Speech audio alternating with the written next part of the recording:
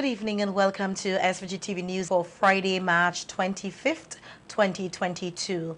I am Rochelle Batiste with the details. The Ministry of Transport and Works and the Taiwanese government today launched the final phase of a $3 million cleanup project, which is estimated to employ over 400 Vincentians. The river cleaning, debris removal and river defense project was launched in London Village, Sandy Bay, where Ambassador of the Republic of Taiwan, His Excellency Peter Shalan, said over 82,000 cubic meters of ash and other debris deposited from the 2021 eruption of Lasso Freire volcano will be removed. Ambassador Lan said phase 1 and 2 of the volcano cleanup project was focused on the purchase of equipment and the repair of the Rabaca Bridge at a cost of $1.3 million. Phase 3 will focus on cleaning and bolstering 10 river crossings from Orange Hill to Fancy. The work is expected to last for 10 months and will employ around 400 people. Third part of that commitment, and the most critical one, is the project today that we see that we're launching, is to clean up the debris and lahars in the 10 river crossings in the North Windward areas. On top of that, an estimated of 82,000 cubic yards of debris of lahars are supposed to be removed. And then during this 10-month project duration, about 350 to 400 community members will be hired and employed to assist us with the project. So not only are we removing those debris, but we are also contributing to the economic recovery of our local communities here. Residents of London Village told SVG-TV News they hope to see a speedy start to the project. This river has been a challenge for years.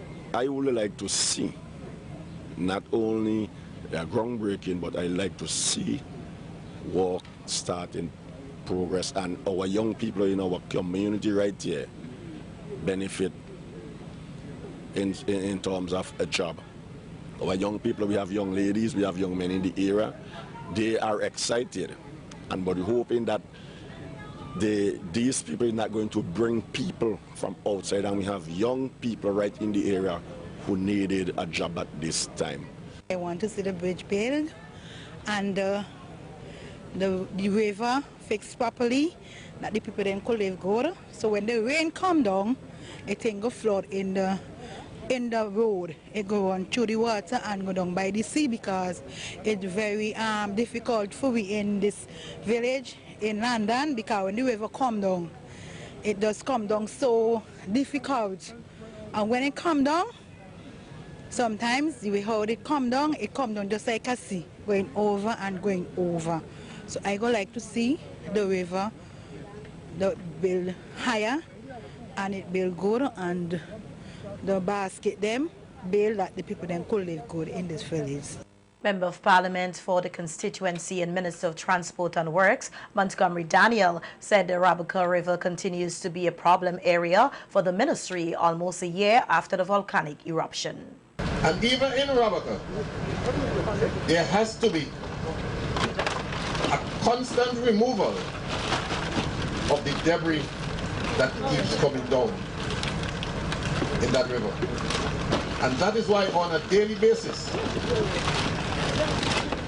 BRATSA has to continue to remove material to ensure that the water coming through the bridge at Rabaca is properly channeled to prevent any destruction whatsoever.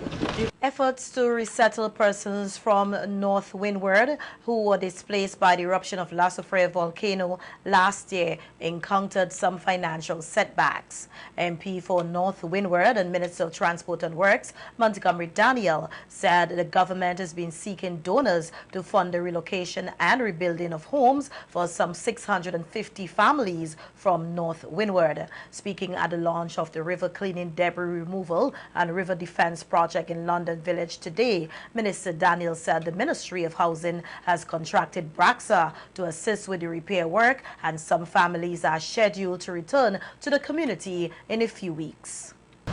But of course, we have to wait on our partners and funding agencies to ensure that the funding is in place so that we can do the work. And that some work would have been started in terms of the repairs of the homes. There are over 650 houses that were damaged by the action of the deposits of the volcano. My understanding,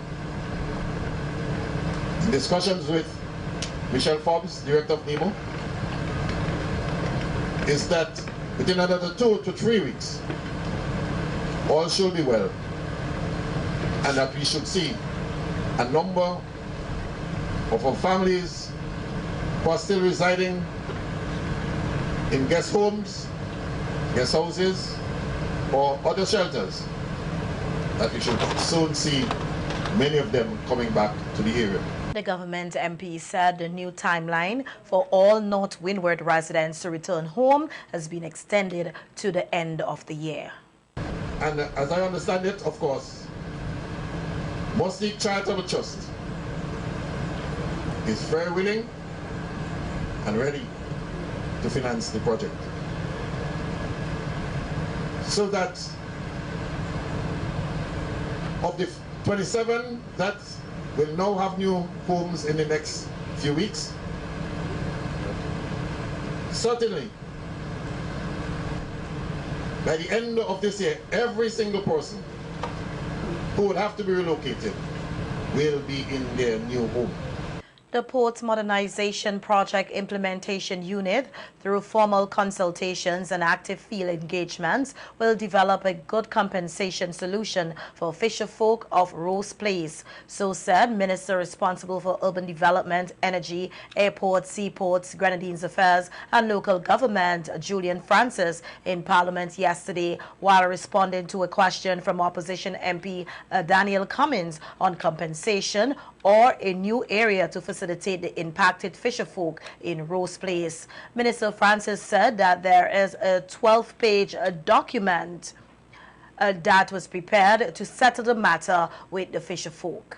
Owners will be compensated for adverse effects due to the implementation of the construction phase of the Port Modernization Project.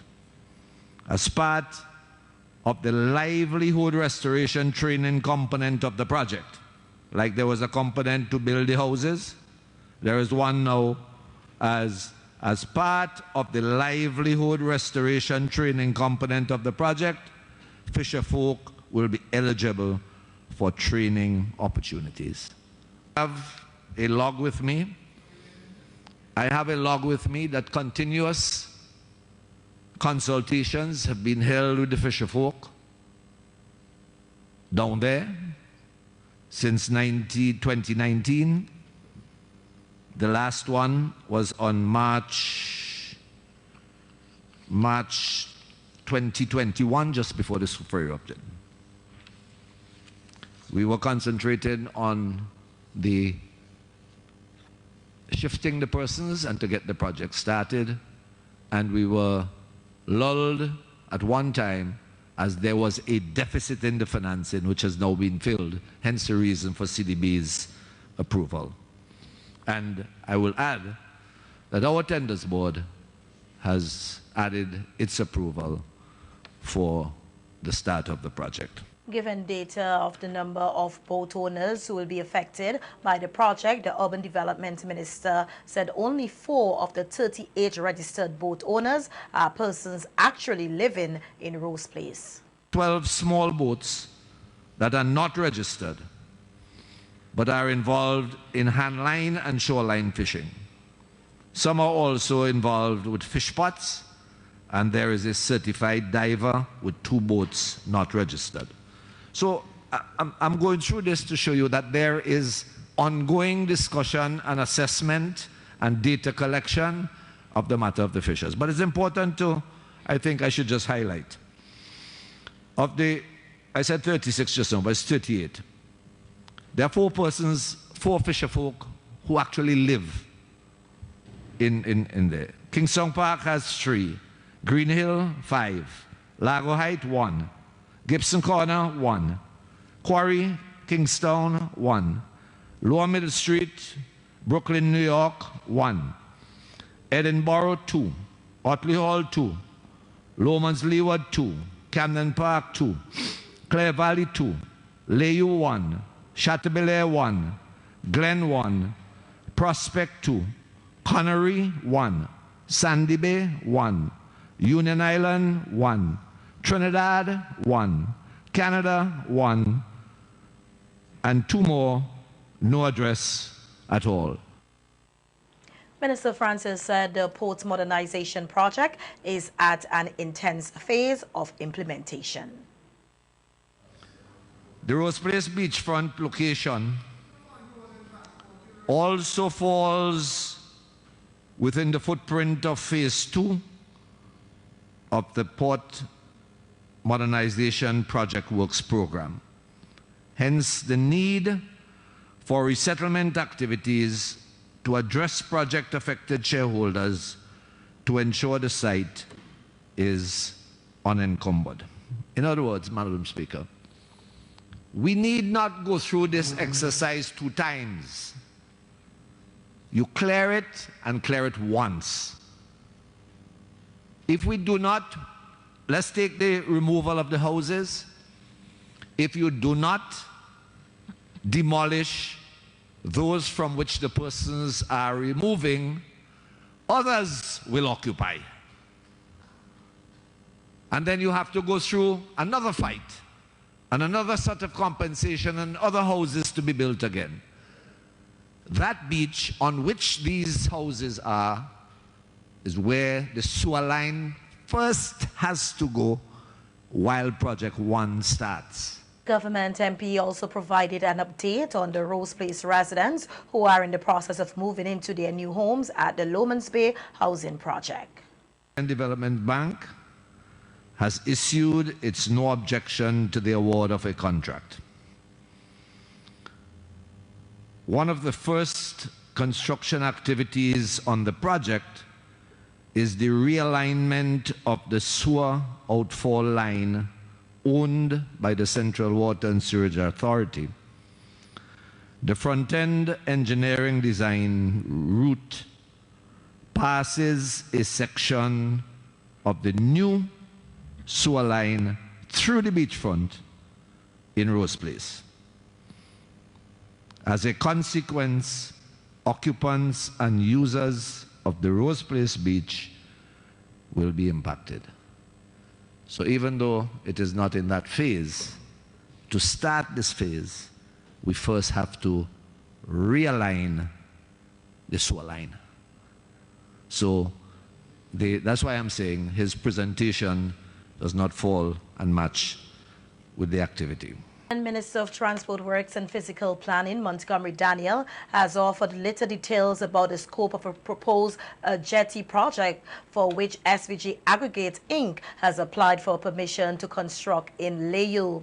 Residents staged a series of demonstrations this week after the Physical Planning Department issued a notice informing the public that the company submitted an application to construct a jetty at Jackson Bay in principle. When SVGTV News team visited the community on Thursday, residents were adamant that they did not want any infrastructural development on the beach area.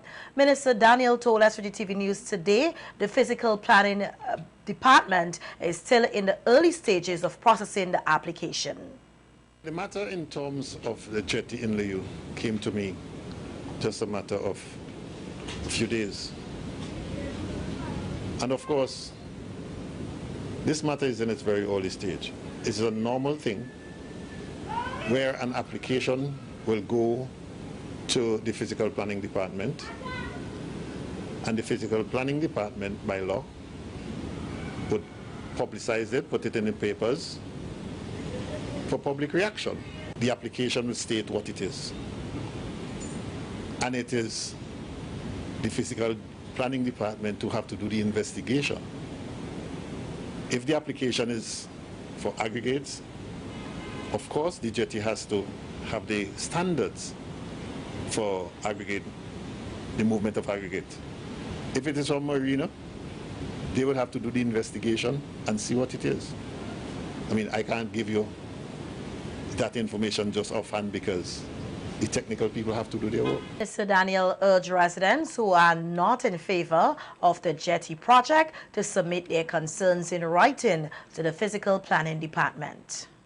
Go to the Physical Planning Department office, register your complaint. You can also write a letter. Members of the community can come together, put their names on a sheet, write to the Physical Planning Department that they are dissatisfied with any sort of action. And once that is done, then the Physical Planning Department have to now do their investigation and to decide whether or not it is justified for a jetty or not. The Unity Labour Party is celebrating 21 years in office, and in Parliament on Thursday, government MPs hailed the progress of the administration in a 6-hour-long congratulatory session. Senator Julian Francis, who serves as the General Secretary of the ULP, said that the record of the ULP in government is untouchable. It is obvious that we have been accepted as the government for the years to come. We are organizing. When we organize an event, Madam Speaker, we mobilize and motivate people to continue to support at a party level. And when we come into government, the programs that we present are very exciting to the people of St. Vincent and the Grenadines. Not dull programs about selling of passports and we're going to finance everything and create set workers and so on, and your main source of income is selling of the Vincent John passport, selling your birthright. Well, that has been shafted now, so I don't know what will be the promise, but you see the program we have, Madam Speaker? I just named some of them, but one of the other highlights, Madam Speaker, I want to bring out is to congratulate the Minister of Agriculture on Medicinal Cannabis Authority and the work that he has done on getting that sort of taboo off of a good herb. Other members on the government side in Parliament hailed the progress of the ULP over the 21 years. Casting any aspersions on them. But imagine what people would say now. Sustainable development, principled, non-aligned, progressive foreign policy. Those are words that were never associated with St. Vincent and the Grenadines for decades before Dr. the Honorable Ralph Gonsalves came into office as Prime Minister. Exhibited leadership in one way or the other over the past 21 years in this party, or even before. I wish to remind us of the dedicated work of Sir Vincent Beach, his contribution in Parliament, in his constituency, in the party, in government, and in the entire country. So Louis Straker, a tower of strength. There's no way in a fifth term the Unity Labour Party government will ever survive.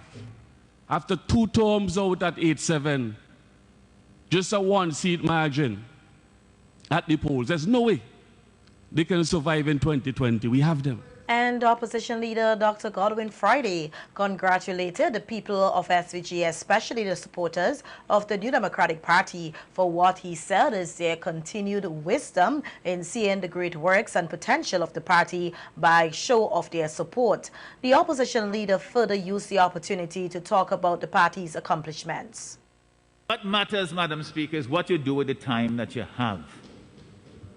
And from what position you are in, how much you have dedicated your life to serving the people. And I must tell you, I am very proud to be the leader of the New Democratic Party, and I'm very thankful to the people who supported me as leader and who recently re-elected me as political leader unopposed. And we look forward to doing great things for the people of this country, Madam Speaker. So I want those people to understand that their confidence is one that I feel deserves that recognition here in this honorable House.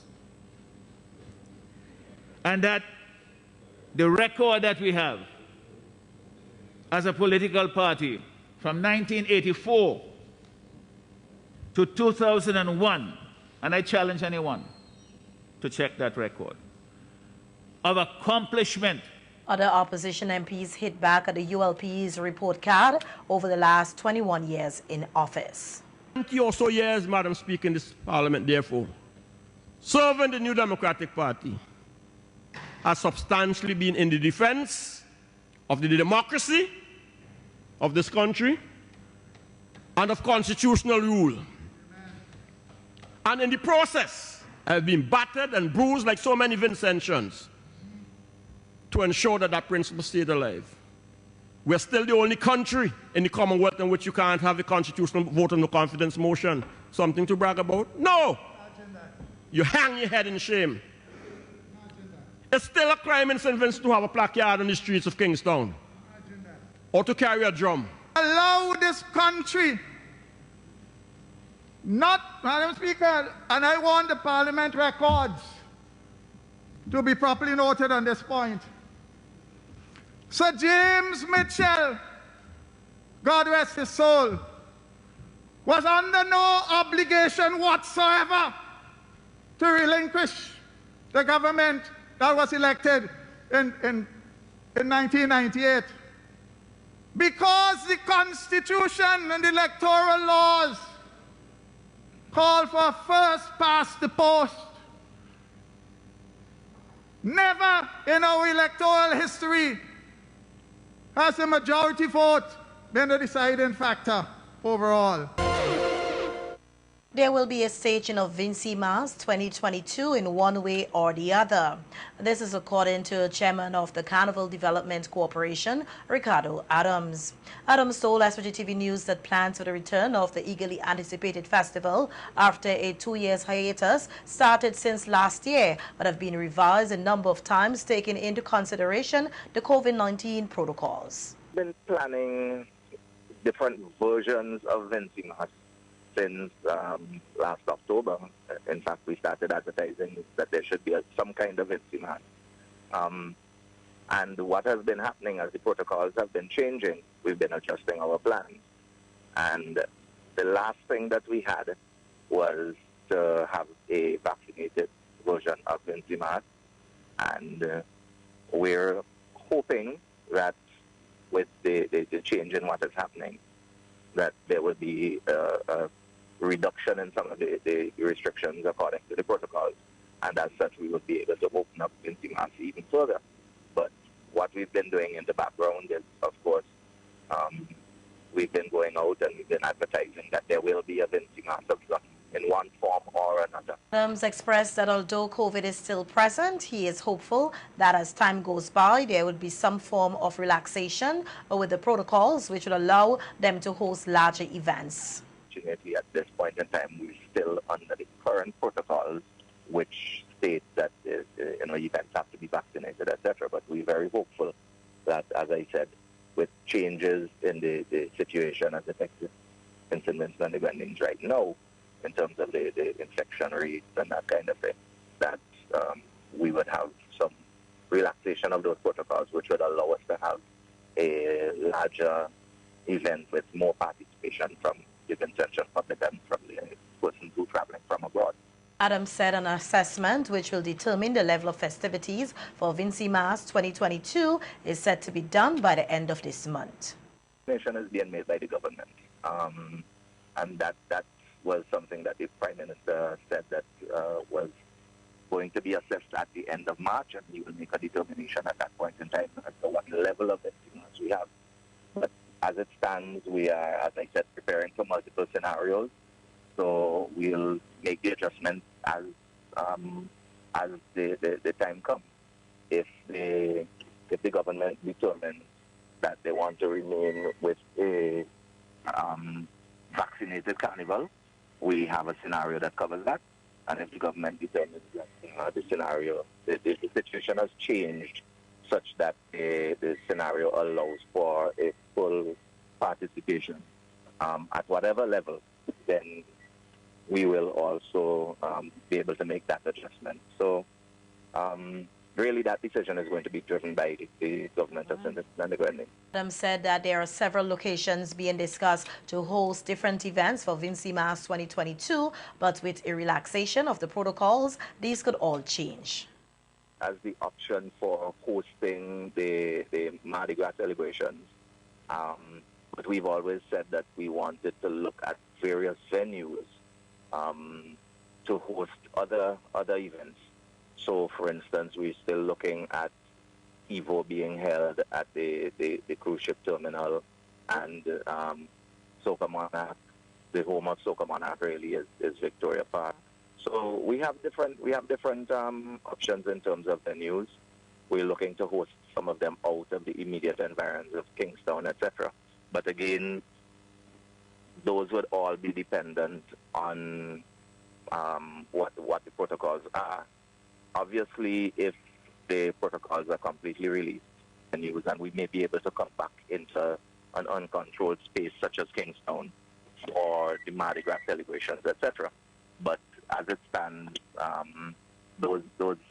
the proposal as it stood then and as it stands now, until we are advised otherwise, is that we use the tarmac so that we can control entry into the space for the Mardi Gras celebration. And the Ministry of Health and the Carnival Development Corporation have been working together on getting more people in the country vaccinated in preparation for Vincy Mass 2022. Over the last few weeks, a number of vaccination caravans went into various communities on the Windward and Leeward side of the island under the tagline, "One dose and done."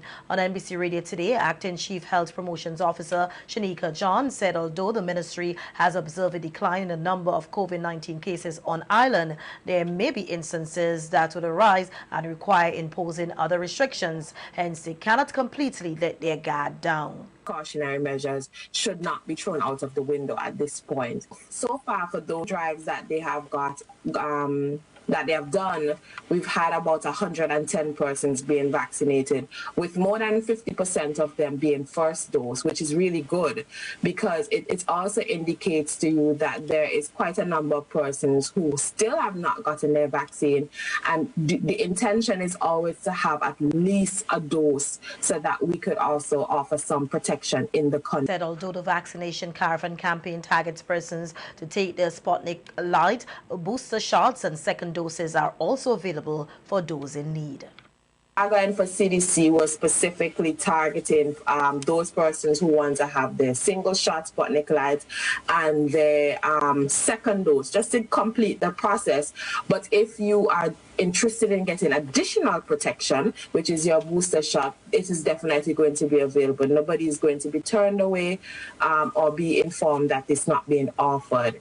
And so once you are aware that a caravan is in your community, we do tend to make Facebook posts letting persons know where we're going, where we're at, and I know CDC sometimes will do stream live from their page, etc., so that people can stay connected with where the caravan is moving. So if you are definitely interested in getting your booster shot, you can do that for those persons who are eligible for a booster. So if you've been vaccinated 5 to 6 months, you're definitely eligible and should consider a booster for more protection. Chief Health Promotion Officer said they are aware that not everyone in the various communities targeted would be able to make their way to the caravans. However, accommodation is made for such persons. If the caravan, which is just a trailer truck with the music, the entertainers, approach a particular area, sometimes you have those persons who are walking the community on the ground. So they would walk to find out if people are interested, to try to mobilize persons, so that once a team is there, then they could also just administer the vaccines quickly and no one is missed. If you're not able to make it on the main road or wherever the caravan would be, you can always send someone or indicate that you are interested and the nurses will come to you. So for those persons who are at home and you, for some reason, you're not able to move, the nurses will administer the vaccine in the comfort of your home for you or where you are located, etc. And all of this is done taking in consideration all the COVID-19 safety precautionary measures. If you come without a mask, one will be given to you. We ask persons to sanitize their hands. Our nurses are equipped and prepared as well to manage crowd.